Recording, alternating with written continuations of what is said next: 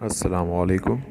अभी सुबह के 5:02 हो रहे हैं और हमारी जर्नी स्टार्ट हो रही है कराची से फैसलाबाद के लिए।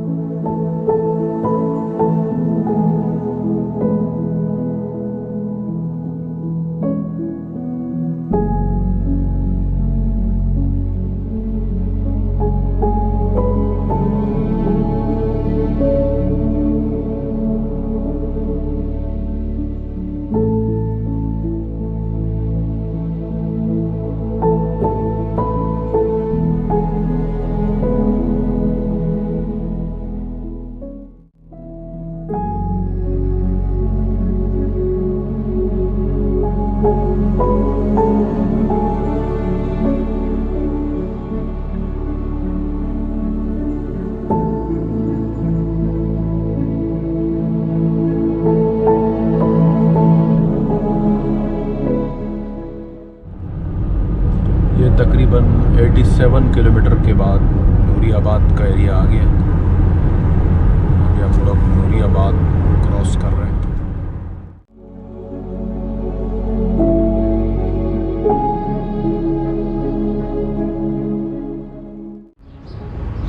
अभी हम लोग रुके थे फजर की नमाज़ के लिए और तकरीबन 107 किलोमीटर अभी तक हम लोग आ गए और अभी टाइम हो रहा है 6:15। नमाज़ पढ़ ली हमने, अब हम निकलेंगे आगे की तरफ।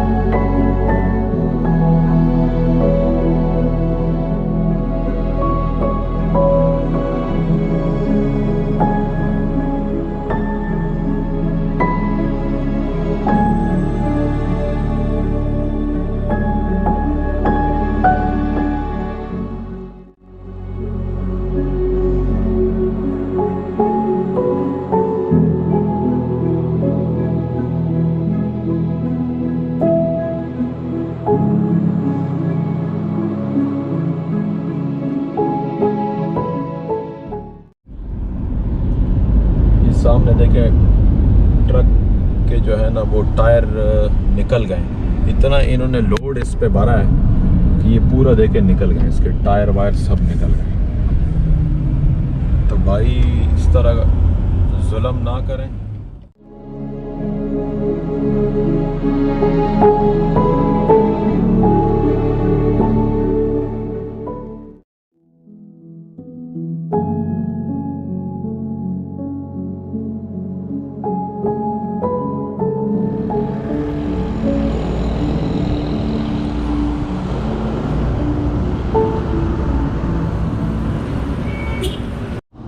सईदाबाद टूल प्लाज़ा के बाद ये हम लोग रुके हैं काका रेस्टोरेंट पे सुबह नाश्ते के लिए।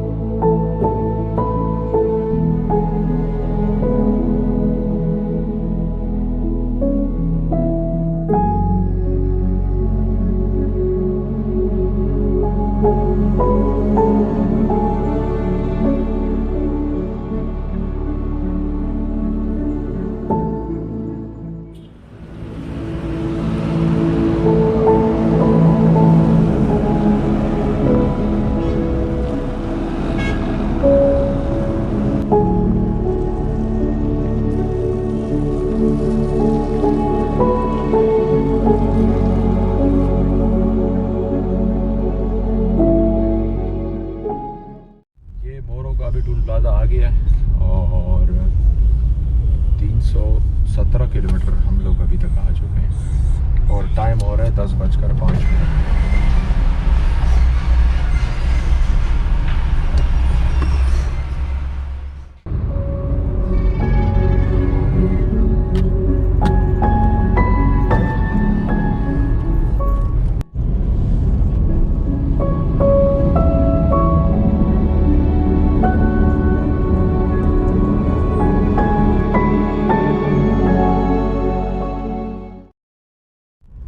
सुबह से तकरीबन अभी तक 351 किलोमीटर आए हैं और अभी टाइम हो रहा है 10:40 और सफ़र बड़ा ज़बरदस्त जा रहा है। और अगर आप मार्च के मिड में आते हो टूर पे तो मार्च के मिड में आपको मिलेगी गर्मी, सिंध के अंदर गर्मी मिलेगी। अभी तकरीबन टेम्परेचर हो रहा है 34, तो उस हिसाब से अगर आप मार्च के मिड में आओगे तो उस हिसाब से आपको अपनी गाड़ी का जो एसी है वो प्रॉपर रखना पड़ेगा, क्योंकि यहाँ पे आप बग़ैर एसी के सफ़र नहीं कर सकते। तो आपने एसी अगर आपकी गाड़ी में एसी चल रहा है तो उसकी आने से पहले सर्विस लाजिमी कराएं, क्योंकि यहाँ पे आपको शदीद ज़रूरत पड़ेगी, क्योंकि यहाँ पे तकरीबन मार्च से गर्मी शुरू हो जाती है सिंध के अंदर। तो मार्च से लेके फिर तकरीबन नवंबर दिसंबर के स्टार्ट तक यहाँ आपको गर्मी मिलेगी। तो अगर इस दौरान आप आना चाहते हैं तो आपकी गाड़ी में एसी बिल्कुल परफेक्ट होना चाहिए। और सिर्फ ये जो हैदराबाद से लेके जो सक्कर तक का रोड है इस पे आपको ट्रैफिक मिलेगी, और इस रोड की जो कंडीशन है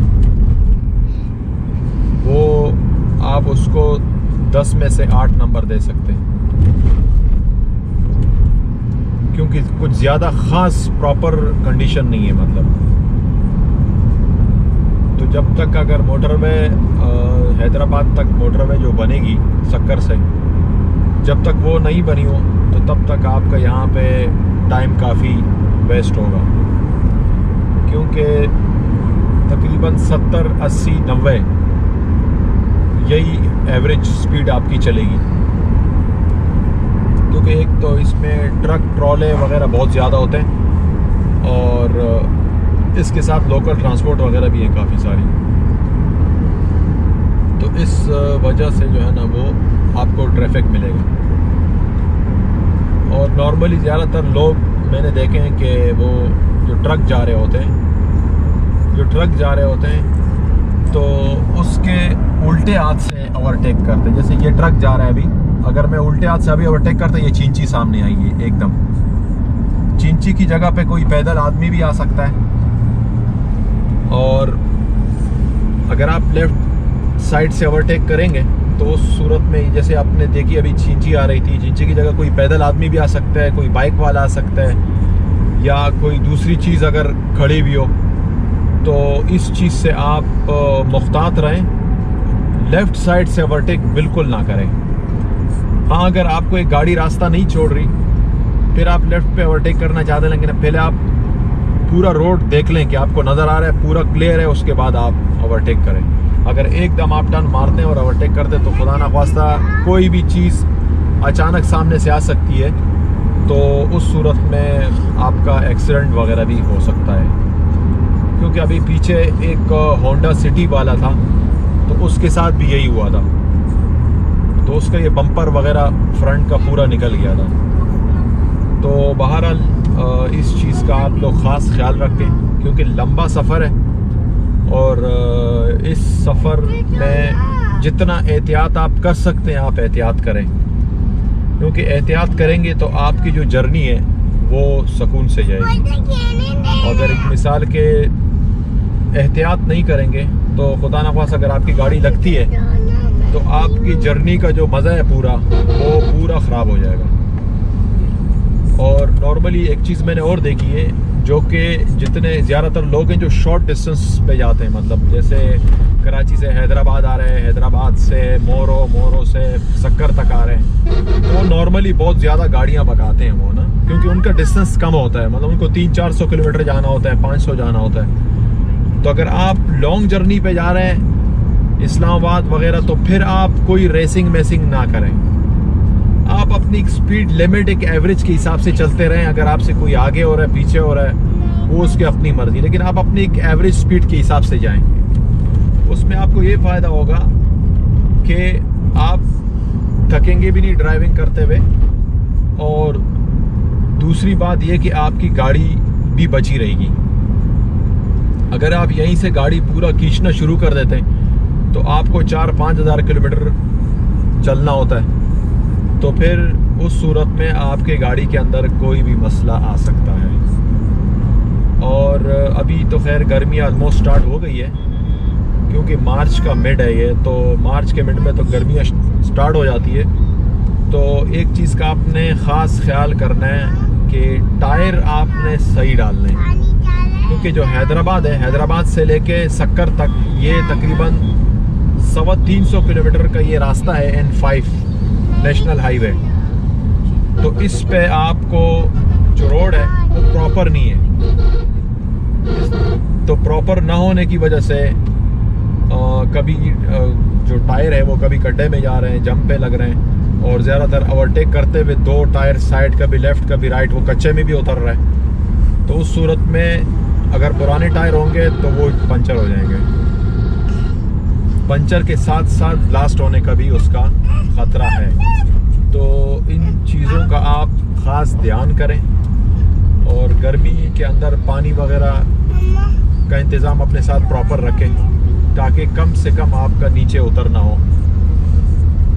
क्योंकि गर्मी इतनी है कि अगर आप मिसाल के इसमें 2 मिनट के लिए भी आप दरवाज़ा खोल देते हैं तो गाड़ी गर्म हो जाती है। तो सारी चीज़ें आप अपने साथ उठा लीजिएगा, और उसके बाद जो है ना फिर आप सफ़र पे आएँ। और सईदाबाद के बाद हम लोग सुबह रुके थे नाश्ते के लिए, और उसका जो काका होटल के नाम से था वो, तो उसका नाश्ता सही है। मतलब अगर आप भी कभी आना चाहें तो आप वहाँ पे ट्राई कर सकते हैं। रेट भी मुनासिब है और चाय उनकी बड़ी अच्छी है, और साथ में पराठे भी हैं, बिस्किट्स वगैरह भी हैं, और ऑमलेट वगैरह भी बना के देते हैं आपको। लेकिन जो सुबह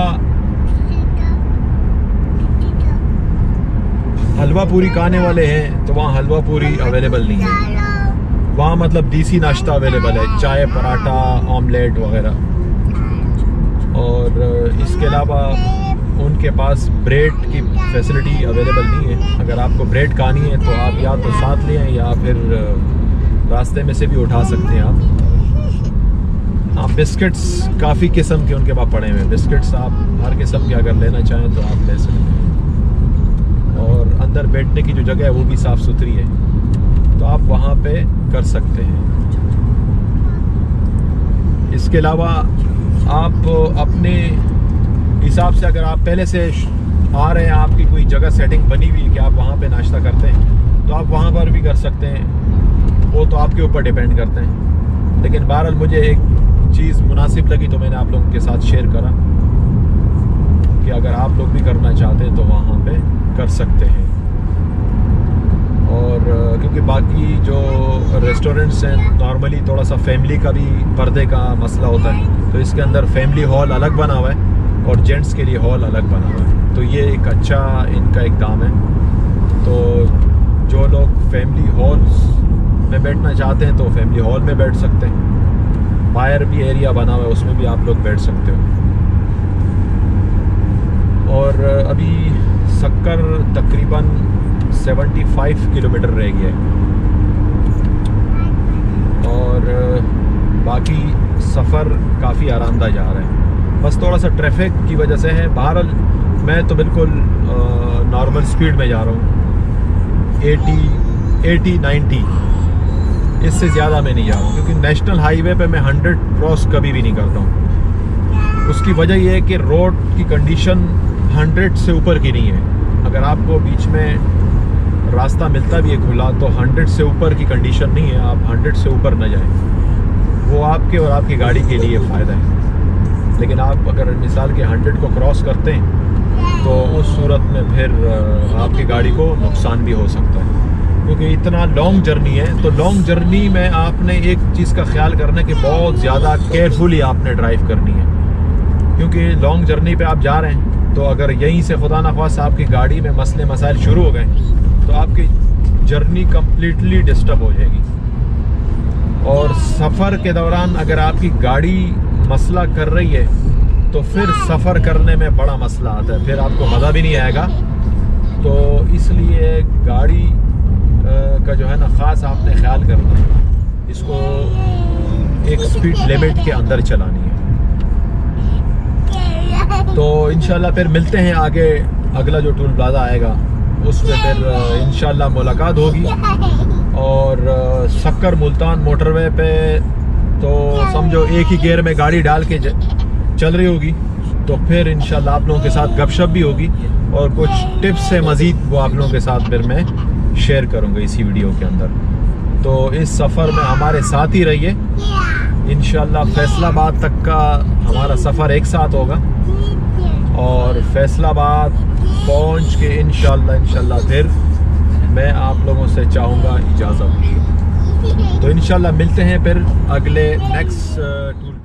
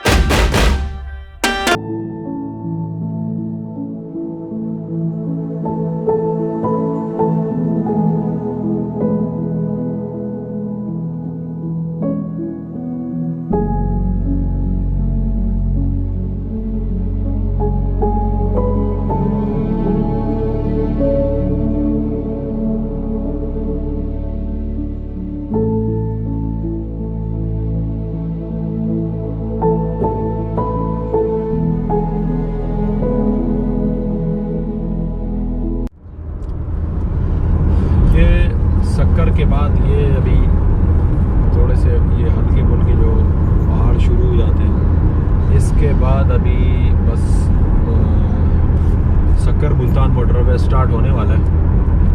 तकरीबन मेरे ख्याल में 3-4 किलोमीटर होगा रास्ता, और 467 किलोमीटर अभी तक हम लोग आ चुके हैं और टाइम हो रहा है 12:45।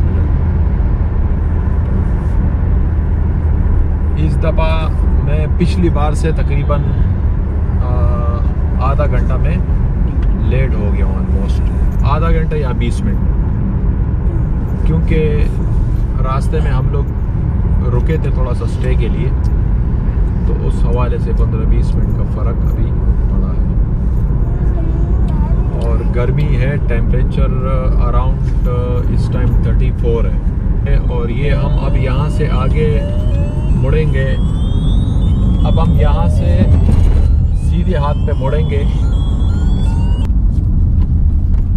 यहाँ से हम यू टर्न लेके थोड़ा सा यू टर्न लेंगे यहाँ से, तो वो सामने पेट्रोल पंप नज़र आ रहा है, उस पंप से हम लेफ़्ट की तरफ मुड़ेंगे। लेफ़्ट की तरफ मुड़ेंगे मुल्तान सक्कर मोटरवे के लिए।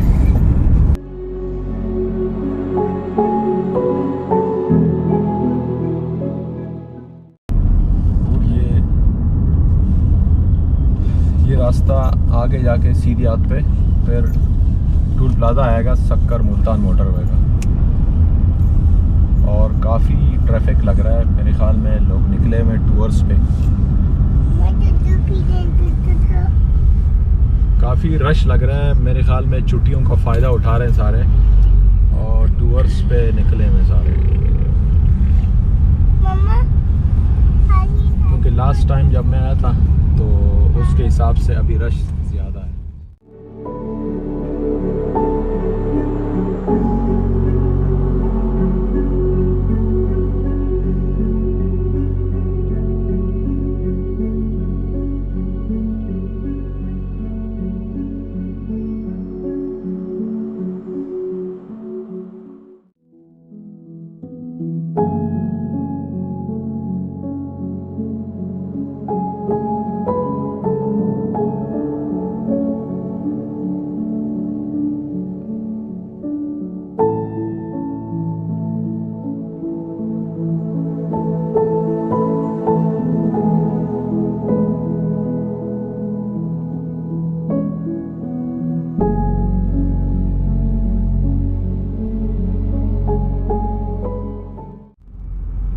फाइनली सक्कर मुल्तान मोटरवे शुरू हो गया है, और इस पे ये कि बड़ा सुकून हो जाता है, क्योंकि हैदराबाद से लेके जो नेशनल हाईवे है तकरीबन 325-330 किलोमीटर, उसमें काफ़ी टाइम भी ज़्यादा लगता है और ट्रैफिक बहुत ज़्यादा होता है रोड पे, तो उस हिसाब से जो है ना टाइम ज़्यादा लग जाता है। और वो रास्ता ऐसा है कि वो थकाने वाला है, मतलब वो आपको थका देता है। और इस पे तो ये कि बस अगर क्रूज़ कंट्रोल है, क्रूज़ कंट्रोल ऑन करके 120 पे आप इसको सेट कर सकते हैं। वैसे आप लोकल गाड़ी के अंदर भी क्रूज़ लगा सकते हैं, करोला के अंदर भी लगा सकते हैं, आप होंडा सिटी के अंदर भी लगा सकते हैं। आप तकरीबन 12 से 15 हज़ार की कॉस्ट आती है और उसमें आप क्रूज़ लगा सकते हैं। उसके बाद आप इसको 120 पे फिक्स करके चलाते जाएं।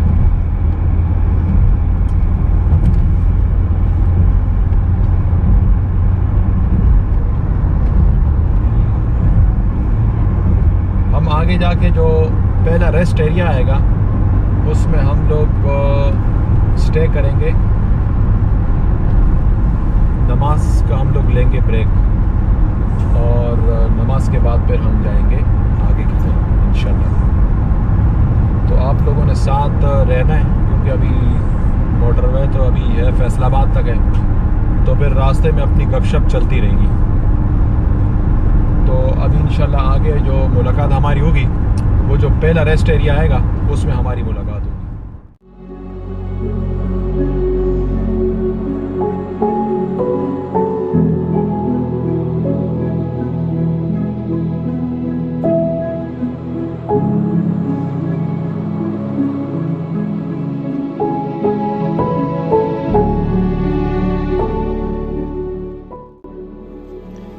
सक्कर से तकरीबन अराउंड 150 किलोमीटर के बाद पहला रेस्ट एरिया जो अभी खुला हुआ है। वैसे तो पहले भी बहुत सारे आए लेकिन वो सारे बंद थे, तो ये अराउंड 150 किलोमीटर के बाद जो पहला एरिया है ये खुला हुआ है। तो इसमें हम लोग अभी रेस्ट करेंगे हाफ आवर के लिए और नमाज भी पढ़ेंगे ज़ोहर की।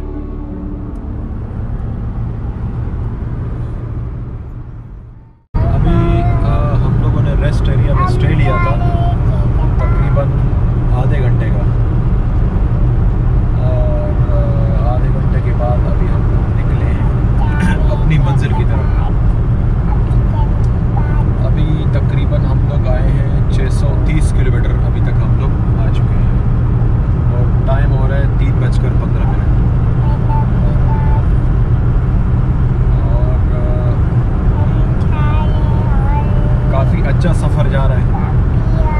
लोगों ने थोड़ा रेस्ट भी किया और अभी हम लोग आगे की तरफ निकले हैं। अच्छा, आप लोग अगर जब भी टूर के लिए निकलें तो अपने साथ कंप्लीट सामान लेके निकलें। आप एक लिस्ट बना लें कि हमने ये चीज़ें लेके जानी है। सबसे पहले तो आप गाड़ी के हवाले से गाड़ी को पूरी आप उसको चेक करवाएं मुकम्मल तौर पे, मैकेनिकली सारी चीज़ें उसको चेक कराएं आप। उसके बाद अपनी चीज़ें जो सामान आपने साथ लेके आना है, जो इस्तेमाल की चीज़ें, अगर आप ट्रिप के लिए आ रहे हैं, घूमने आ रहे हैं, एंजॉय करने आ रहे हैं, तो फिर आप सामान पूरा लेके आए साथ। उसमें ये होगा कि आपको आसानी हो जाएगी काफ़ी हद तक। तो आप पूरी एक लिस्ट बना लें कि मैंने क्या क्या चीज़ें लेके जानी है, क्योंकि नॉर्मली होता है अगर आप लिस्ट नहीं बनाते तो जिस टाइम बंदा निकलता है तो फिर उस टाइम पे बंदे के जहन से सारी चीज़ें निकल जाती हैं। तो इसलिए 2 दिन पहले लिस्ट बनाएं और सारी चीज़ें जो हैं वो पहले से ही आप उसको तैयार कर लें। उसके बाद जाने से 1 दिन पहले गाड़ी के अंदर पूरा सामान लोड कर दें। रात से ही लोड करें, क्योंकि सुबह अगर आपने निकलना है तो शाम में रात में आप पूरा सामान लोड कर दें। एक एक चीज़ लिस्ट के हिसाब से एक एक चीज़ उसमें से चेक करें कि सारी चीज़ें पूरी है कि नहीं। और एक साथ में एयर पंप ले लें, और एयर पंप कौन सा वाला जो इमरजेंसी में काम आते हैं, लाइटर वाले, उसमें लग के आप उसमें से ये कि हवा वगैरह भर सकते हैं। अगर ट्यूबलेस टायर लगे हुए आपके गाड़ी में तो उसमें ये फ़ायदा होगा आपको कि अगर गाड़ी में पंचर भी हो जाता है तो आप हवा भर के पंचर वाले के पास आप पहुंच सकते हैं बआसानी। इसके अलावा अगर मिसाल के आप कहीं कैंपिंग करना चाहते हैं कि यार मैं कैंपिंग करूं, कैंपिंग के अंदर आपको सेवर वगैरह ऑन करने, या आपने जो है ना एलईडी वगैरह ली है, लैपटॉप लिए, कोई भी चीज़ XYZ आपने ली है कि मैं वहाँ पे चलाऊँ, उसको यूज़ करूँ, तो उसके लिए 220 के लिए आपको एक कार कन्वर्टर के नाम से आता है, वो मैं अभी आपको दिखाता हूँ। ये पीछे रखा सर, ये है कार कन्वर्टर के नाम से। ये इसमें ये 220 इसका आउटपुट है, और ये इसमें लगते हैं लाइटर में। ये लाइटर में लगा के इसका ये 220 आउटपुट है। इसमें से आप काफ़ी सारी चीज़ें आप चला सकते हैं, और जैसे कि 3-4 सेवर आपके चल जाएंगे।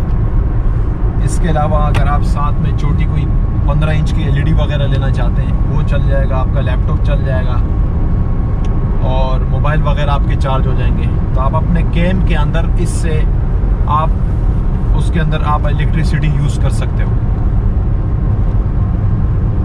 क्योंकि ये 12 वोल्ट से फिर उसको 220 में कन्वर्ट कर देता है। तो मेरे पास भी ये मेरे सारे काम इसी में होते हैं। इतनी कोई लैपटॉप चार्ज करना हो, मोबाइल चार्ज करने हो, सारे। वैसे तो मोबाइल चार्जर भी आता है, लेकिन इसके थ्रू सारी चीज़ें अगर आप करते हो तो बहुत सारी मल्टीपल चीज़ें आप एक साथ कर सकते हैं। तो आपको गाड़ी में 220 मिल जाते हैं, मतलब आप समझो कि घर के अंदर बैठे हुए सारी चीज़ें आपको इसी के अंदर मिल जाती है। क्योंकि नॉर्मली अगर आप लैपटॉप यूज़ करने वाले हैं तो इंटरनेट, अगर आपको लैपटॉप में इंटरनेट चलाना है तो मोबाइल के थ्रू आप चला सकते हैं, मोबाइल से कनेक्ट करके भी चला सकते हैं, या आप कोई USB डिवाइस भी ले सकते हैं आप। और उसके साथ साथ फिर ज़ाहिर सी बात है आपको चार्जिंग की भी ज़रूरत पड़ेगी 220 की, तो ये कि 220 आप यहाँ से ले सकते हैं। और अगर कैंपिंग का शौक़ है तो इसके आगे आप एक्सटेंशन बोर्ड लगा दें, उसमें से आप कैंप के अंदर सारी चीज़ें ऑन कर सकते हैं। ये कि आपकी गाड़ी की जो बैटरी है वो नई हो, अच्छी हालत में होनी चाहिए। जितनी अच्छी हालत में होगी इतना ज़्यादा बैकअप देगा। वो तो खैर मसला नहीं। अगर आपको लगता है कि बैटरी डाउन होना शुरू हो गई है, मिसाल कि आपने कैंप में लगाया हुआ है, आपने 12 घंटे यूज़ करना है, आपको लगता है कि बैटरी कमज़ोर हो रही, तो आप आधे घंटे के लिए गाड़ी स्टार्ट रख लें, तो वो दोबारा चार्ज हो जाएगी गाड़ी, वो आप बैटरी दोबारा चार्ज हो जाएगी। तो उस सूरत में आप उसको मज़ीद लॉन्ग टर्म तक यूज़ कर सकते हैं। ये आपके लिए एक आसानी हो जाएगी। और अगर जैसे मिसाल के आप, एक तो एयर पंप बहुत ज़्यादा ज़रूरी है, क्योंकि लास्ट टाइम जब मैं आया था तो भी मैं साथ लेके आया था, और मैं साथ लेके आते ही रहता हूँ। तो लास्ट टाइम पे N5 के अंदर मुझे बिल्कुल आइडिया नहीं हो रहा था, और राइट साइड का पिछला वाला टायर बैठ गया था। तो उससे फिर मैंने उसमें से हवा भरी, और फिर मैं आगे की तरफ निकला, तो फिर अगला जो पेट्रोल पंप आया उसमें रोक के उसके अंदर पंचर लगवा दिया था। तो बहुत आसानी हुई। वरना आप फिर क्या करेंगे, पूरा सामान उतारेंगे गाड़ी में से, और स्पेयर व्हील निकालेंगे, जैक निकालेंगे, गाड़ी उठाएंगे। अगर गर्मी हुई तो आप पूरा पसीना पसीना हो जाएंगे, कपड़े आपके ख़राब हो जाएंगे, और एक मुश्किल वाला काम हो जाएगा आपके लिए। तो एयर पंप से ये कि आप उसमें हवा जब भर देते तो वो कम से कम आधा घंटा, 1 घंटा, 2 घंटे, 3 घंटे भी चल जाते हैं। गाड़ी जितनी ज़्यादा चलती रहेगी तो उसमें हवा कम नहीं होगी जल्दी, लेकिन गाड़ी आपने रोकी तो उसमें से फिर हवा जल्दी कम हो जाएगी। तो इस चीज़, ये भी एक बहुत इम्पोर्टेंट चीज़ है ट्रिप का। अगर आप ये ट्रिप पे आना चाहते हैं तो ये चीज़ें लाजमी लेके आइएगा। और इस टाइम पे मैं रहीम यार ख़ान और रोजान का टूल प्लाज़ा में अभी क्रॉस कर रहा हूँ, जो कि ये इंटरचेंज है, ये वाला इंटरचेंज इस तरह में।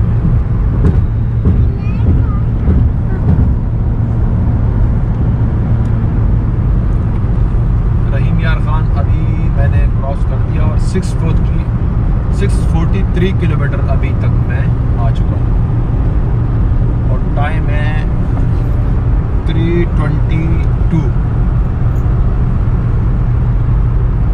खैर मैंने शुरू में गाड़ी तकरीबन 150 किलोमीटर मैंने सक्कर मुल्तान मोटरवे पे 100 की स्पीड में चलाई।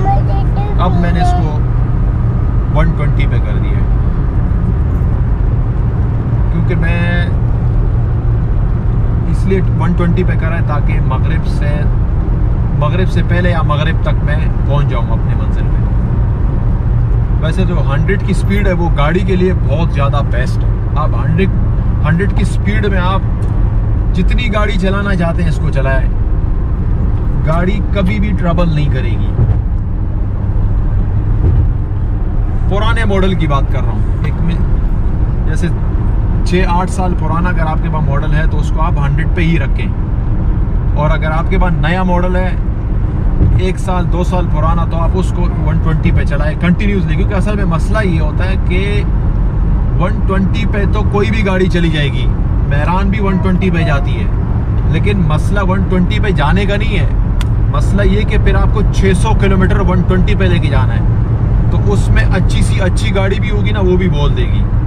तो इसलिए जो हर वीडियो में मैं बोलता हूँ कि 100 की स्पीड में लेके जाएं, तो उसका सिर्फ और सिर्फ यही है। और मैंने तो इसको एक्सपीरियंस भी किया हुआ है, मतलब मैंने अपना इस पर पूरा एक्सपीरियंस किया हुआ है कि 100 की स्पीड में आपकी गाड़ी बड़ी खुश होती है। लेकिन अगर आपकी गाड़ी 6-8 साल से ज़ायद पुरानी है, 15 साल पुरानी है, 20 साल पुरानी है, तो मेरे ख्याल में आप फिर 80 से क्रॉस ना करें। अगर 80 क्रॉस करेंगे तो फिर उस आपके गाड़ी के अंदर हीटअप का भी इशू आ सकता है, XYZ कुछ भी मसला आ सकता है आपकी गाड़ी के अंदर, जो कि जाहिर सी बात है आपके लिए परेशानी होगी। अगर ट्रिप के अंदर आपकी गाड़ी ख़राब होती है तो उससे बड़ी परेशानी और क्या होगी, फिर उसको आप कैसे सही कराएंगे, कैसे मैनेज कराएंगे। तो उस हवाले से ये कि अगर पुरानी गाड़ी है 15 से 20 साल पुरानी कोई भी गाड़ी हो, आप उसको अगर मोटरवे पे कंटिन्यूसली लेके जा रहे हैं, क्योंकि मोटरवे पे ये कि आपको बहुत सारा रास्ता कंटिन्यूसली मुसलसल आपको तय करना है, तो जहाँ पे मुसलसल रास्ता तय करना होता है तो उस सूरत में फिर आप अगर स्पीड गाड़ी की कम रखेंगे तो वो गाड़ी के लिए फ़ायदा है। लेकिन अगर आप 120 पे पुरानी 15-20 साल पुरानी गाड़ी मुसलसल लेके जाएंगे और 6-7 घंटे मुसलसल आपने चला ली, तो कभी कभार अगर आपका किस्मत साथ दे भी देता है वो चल भी जाती है, लेकिन कभी उसमें कुछ भी मसला आ सकता है। तो इसलिए ज़्यादा बेहतर ये कि आप उसको 80 की स्पीड में चलाएं। 80 के स्पीड में ये होगा कि आपकी गाड़ी की बचत होगी, और उसमें आपको एक और भी फ़ायदा होगा कि आपको फ्यूल की भी बचत होगी। अगर आप 100 के अंदर या 3000 RPM के अंदर आप गाड़ी को चलाते हैं तो आपको बड़ा अच्छा एवरेज मिलता है। तकरीबन अभी मैं जब इसको 100 पे लेके जा रहा था तो मुझे इसका जो एवरेज मिल रहा था वो 14 किलोमीटर पर लीटर मिल रहा था, और अभी मैं 120 पे लेके आया हूँ तो इसका 14.25 का एवरेज आ गया। अभी इसका एवरेज शो कर रहा है 13.7 और पहले 14 शो कर रहा था। मतलब इतना फ़र्क पड़ जाता है अगर आप उसको बढ़ाते। अगर 120 से आप मज़ीद और बढ़ाएंगे तो और ज़्यादा ये इसकी कंजम्पशन बढ़ जाएगी। तो अगर आप 100 के अंदर इसको चलाते हैं तो सबसे पहले तो आपको फ़ायदा ये भी होगा कि फ्यूल की भी आपकी बचत है, गाड़ी की भी फिर बचत है। और इसके अलावा ऑयल से रिलेटेड मैं ये बताना चाहता हूँ कि एक मुझे नाम याद नहीं है, बहरहाल एक बंदे ने कमेंट किया था कि यार आप जो गाड़ी में मैं लिक्विड मोले का ऑयल यूज़ करता हूँ, तो उन्होंने मुझे बताया कि यार आप लिक्विड मोले का ही ऑयल क्यों यूज़ करते हैं, आप शेल वगैरह का डाल देंगे। तो असल में मसला है कि पूरी दुनिया के अंदर सबसे टॉप क्वालिटी का जो ऑयल है वो है लिक्विड मोले। उसकी वजह ये होती है कि जब आप गाड़ी को 15 घंटे मुसलसल चलाते हैं तो गाड़ी के अंदर जो ऑयल होता है वो बिल्कुल बॉइल्ड हो जाता है। जब वो बॉइल्ड होता है तो उसमें अगर ऑयल हल्का होगा तो वो अंदर जम जाएगा, वो फिर जो इंजन अंदर के जो पुर्जे वगैरह हैं उसके अंदर पूरा जम जाएगा, कीचड़ टाइप का बन जाएगा।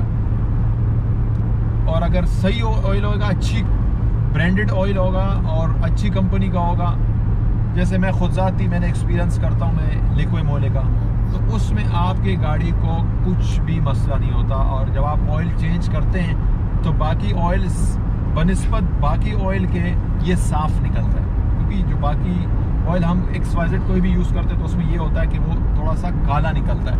ये काला नहीं निकलता क्योंकि इसकी क्वालिटी इतनी अच्छी है कि ये इसकी क्वालिटी वैसे ही मेंटेन रहती है गाड़ी। अगर आप कंपनी गारंटी देती है 12,000 किलोमीटर की, लेकिन आप 6 से 7,000 किलोमीटर इसको चला लिया अगर, तो आपकी गाड़ी की जो लाइफ है वो मज़ीद बढ़ जाएगी। ये है कॉस्टली। एक मिसाल के अगर दूसरा ऑयल आप गाड़ी में चेंज करते हैं, ऑयल अगर एक मिसाल के 2500, 3000, 3,500 रुपये का आता है तो ये तकरीबन 6,500 से 7,000 रुपये का आता है। लेकिन इसकी क्वालिटी है, आपकी अगर अच्छी गाड़ी है, महंगी गाड़ी है, तो मेरे ख्याल में इसके अलावा आप कोई ऑयल यूज़ ना करें। और लिक्विड मोले के अंदर भी आप जर्मनी ब्रांड यूज़ करें, अमेरिकन ब्रांड यूज़ ना करें।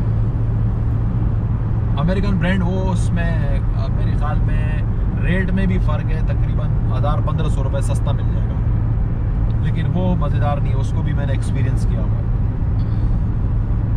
तो ये चीज़ है कि ज़ाहिर सी बात है, जब एक कंपनी एक चीज़ के पैसे ले रही है ज़्यादा, तो उसकी क्वालिटी भी है। और सबसे बड़ी बात है कि जब आप एक चीज़ को खुद एक्सपीरियंस कर देते हो तो उससे बढ़ के कुछ नहीं है। और टूर का जो टाइम है वो अभी मार्च और अप्रैल तक इसका आप आसानी इसमें आ सकते हैं, क्योंकि मौसम आपको अच्छा मिलेगा। अप्रैल के बाद फिर गर्मी शुरू हो जाएगी, क्योंकि अभी भी मैं आ रहा हूँ, क्योंकि ये अलबत्ता ये मार्च का मिड है, लेकिन अभी भी वैसे ही गर्मी चल रही है जैसे अपना यहाँ पे वहाँ पंजाब वगैरह में मई में जो गर्मी होती है, वो सिंध के अंदर अभी मार्च के मिड में भी वही गर्मी हमारे को मिल रही है। तो ये है, अगर गर्मियों में फिर आप आना चाहते हैं तो फिर उस हिसाब से आप अपनी गाड़ी को पूरी तरीके से मेंटेन करें और एसी वगैरह उसका ऑन रखें। और अगर पुरानी गाड़ी है तो आप उसको स्पीड के लिमिट में चलाएं, उसको ओवर स्पीडिंग ना करें।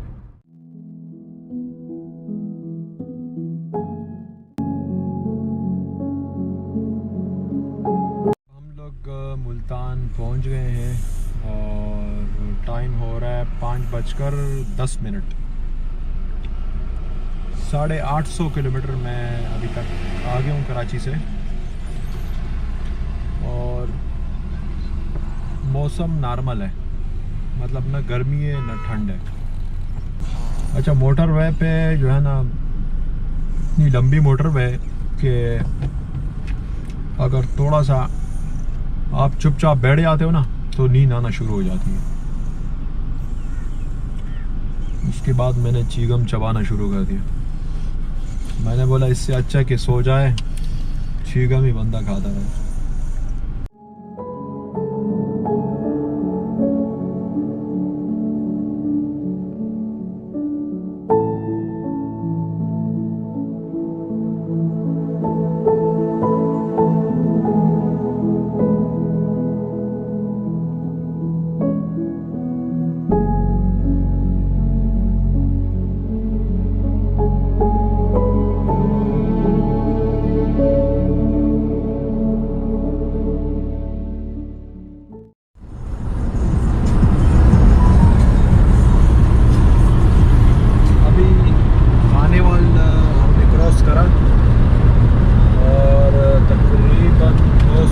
किलोमीटर में अभी तक आ गया और टाइम हो रहा है 5:50।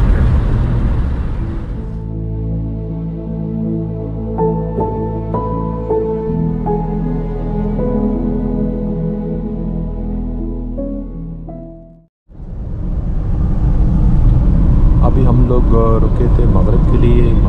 हम लोगों ने तकरीबन 10 मिनट का वक्फा दिया और उसके बाद हम आगे की तरफ बढ़े। फैसलाबाद तकरीबन 95 to 100 किलोमीटर रह गया।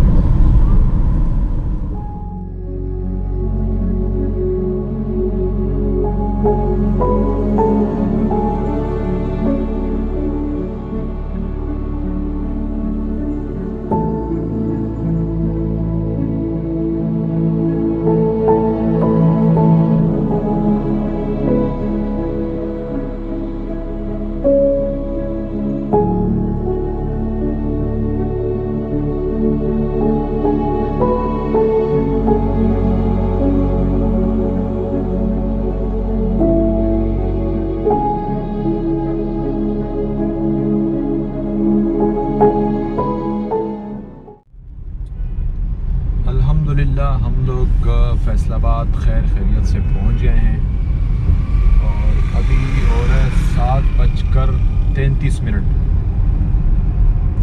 7:33 हो रहा है और 1074 किलोमीटर में अभी तक आ चुका हूँ। और बड़ा बेहतरीन सफ़र रहा, बहुत ही मज़ा आया।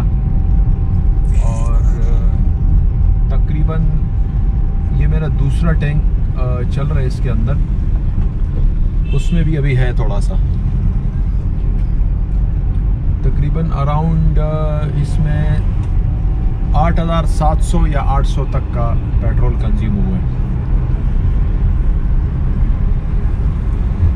और इसमें इस दफ़ा मैंने स्टे ज़्यादा ली है बनिस्बत पिछली बार जब मैं आया था, उससे मैंने अभी स्टे ज़्यादा ली है, क्योंकि मुल्तान सक्कर मोटरा में मैंने स्टे जो लिया था वो भी काफ़ी ज़्यादा लिया था, मेरे ख्याल में आधा या पौना घंटा मैं वहाँ था।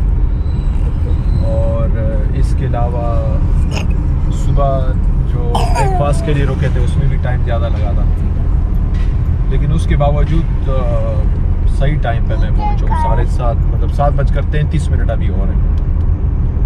और फैसलाबाद के शहर में हम लोग ऑलमोस्ट एंटर हो गए। और अभी मैं आप लोगों से